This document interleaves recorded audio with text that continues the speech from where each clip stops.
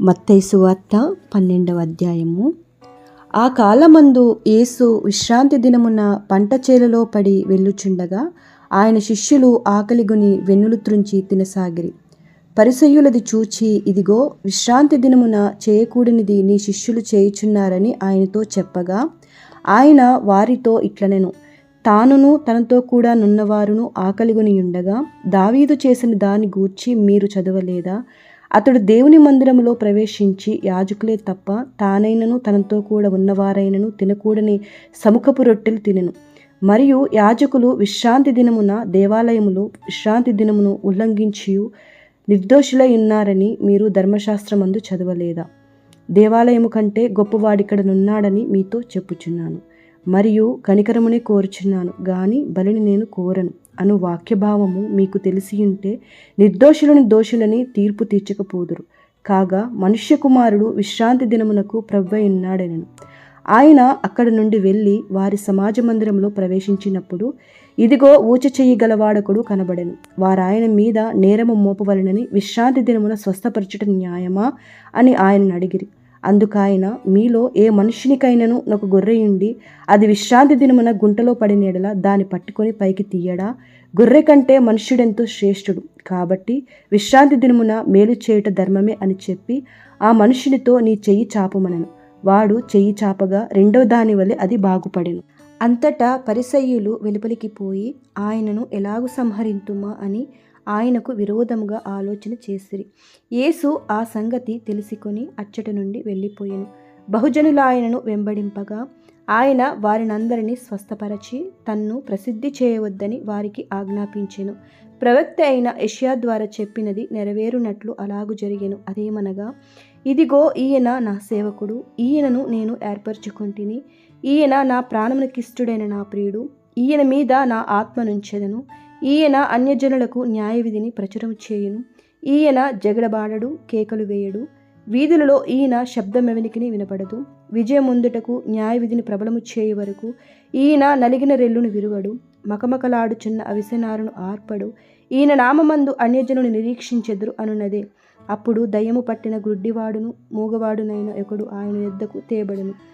ఆయన వానిని స్వస్థపరచినందున ఆ మూగవాడు మాటలాడు శక్తియు చూపును గలవాడాయెను.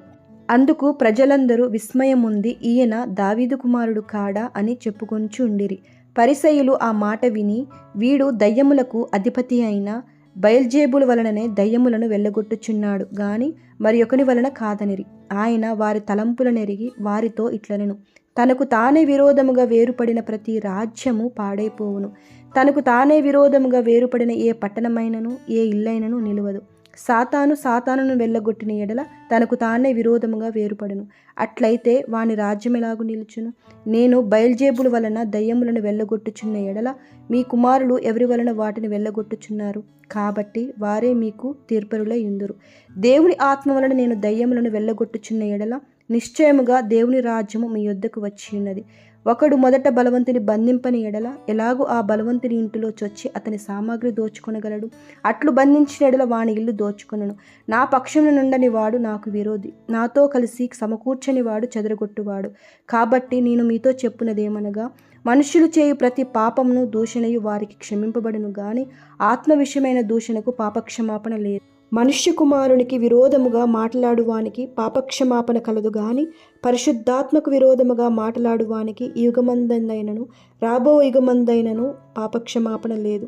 చెట్టు మంచిదని ఎంచి దాని పండును మంచిదే అని ఎంచుడి, లేదా చెట్టు చెడ్డదని ఎంచి దాని పండును చెడ్డదే అని ఎంచుడి. చెట్టు దాని పండు వలన తెలియబడును. సర్పసంతానమా, మీరు చెడ్డవారయుండి ఎలాగు మంచి మాటలు పలుకగలరు? హృదయమందు నిండియుండు దానిని బట్టి నోరు మాటలాడును గదా.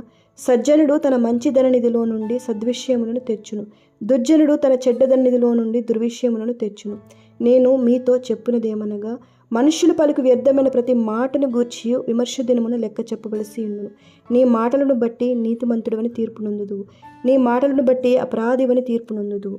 అప్పుడు శాస్త్రులలోను పరిసయ్యులలోను కొందరు, బోధకుడా, నీ వలన ఒక సూచక క్రియ చూడగోరుచున్నామని ఆయనతో చెప్పగా ఆయన ఇట్లనెను, వ్యభిచారులైన చెడ్డతరము వారు సూచక క్రియను అడుగుచున్నారు. ప్రవక్త అయిన యోనాను గూర్చిన సూచక క్రియ గాని మరి ఏ సూచక క్రియ అయినను వారికి అనుగ్రహింపబడదు. యోనా 3 రాత్రింబగళ్ళు తిమింగలము కడుపులో ఎలాగుండెనో అలాగు మనుష్య కుమారుడు 3 రాత్రింబగళ్ళు భూగర్భంలో ఉండెను.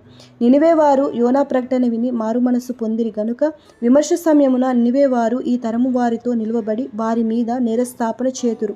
ఇదిగో యోనా కంటే గొప్పవాడు ఇక్కడ ఉన్నాడు. విమర్శ సమయమున దక్షిణ దేశపు రాణి ఈ తరము వారితో నిలువబడి వారి మీద నేరస్థాపన చేయును. ఆమె సొలొమోను జ్ఞానం వినుటకు భూమ్యంతముల నుండి వచ్చెను.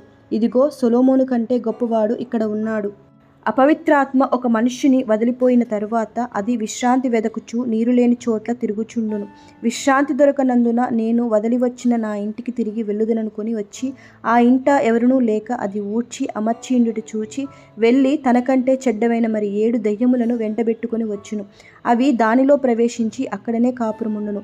అందుచేత ఆ మనుష్యుని కడపటి స్థితి మొదటి స్థితి కంటే చెడ్డదగును. అలాగే ఈ దుష్టతరము వారికిని సంభవించునెను.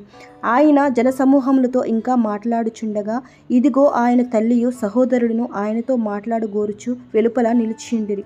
అప్పుడొకడు, ఇదిగో నీ తల్లియు నీ సహోదరుడును నీతో మాట్లాడవలనని వెలుపల నిలిచియున్నారని ఆయనతో చెప్పెను. అందుకాయన తనతో ఈ సంగతి చెప్పిన వాడిని చూచి, నా తల్లి ఎవరు, నా సహోదరులెవరు అని చెప్పి తన శిష్యుల వైపు చెయ్యి చాపి, ఇదిగో నా తల్లియు నా సహోదరుడును పరలోకమందున్న నా తండ్రి చిత్తము చొప్పున చేయువాడే నా సహోదరుడును నా సహోదరియు నా తల్లియు అనెను.